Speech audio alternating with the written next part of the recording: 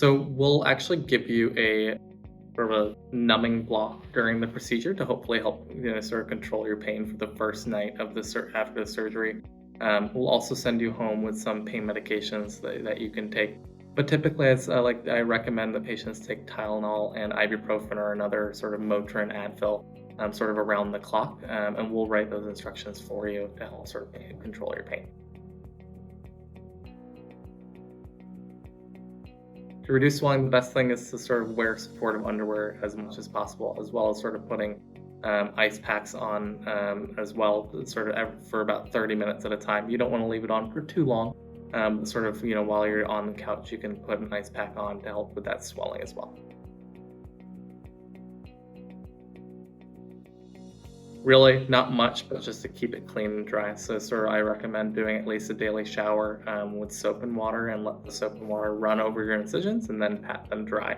Obviously, it's an area that gets a little bit sweaty down there, so it's something that you can just trying to keep it as dry as possible. If it's something that if you have the surgery during the sort of middle of the summer when it's a lot hotter, you may need to take 2 showers, but just something to keep it as clean and as dry as possible.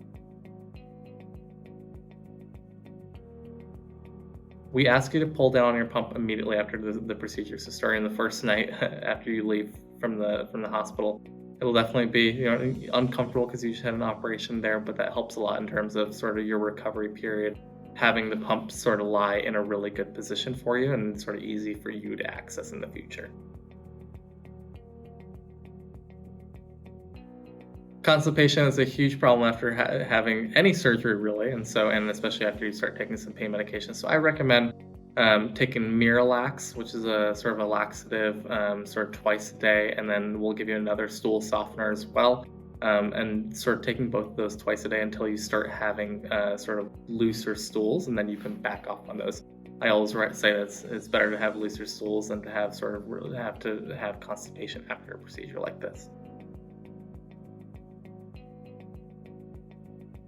The restriction for bathing is really, we ask not to sort of sit in any sort of standing water, so a bathtub or hot tub, lake, pond, for about 4 weeks. We just don't want you to be sort of in stagnant water for very long.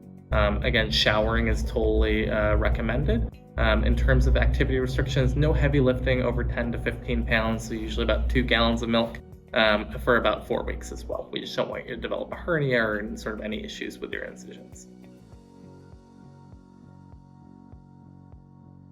You can drive and return to work once you're sort of no longer needing narcotic medications. So I think it's very individualized patient to patient, but once they're off narcotics and not needing any pain medications, you are free to start driving as soon as you sort of feel comfortable.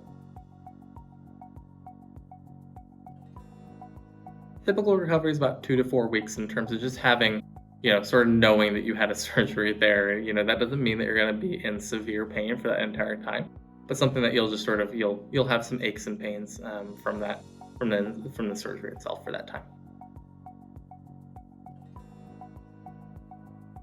Complications, if you have any fevers, chills, nausea, vomiting, so sort of just feeling sick in general. If you start noticing that your wounds or incisions separate a little bit, or that if your incisions start becoming like very red and angry, and hot and warm to the touch, definitely let us know sort of immediately.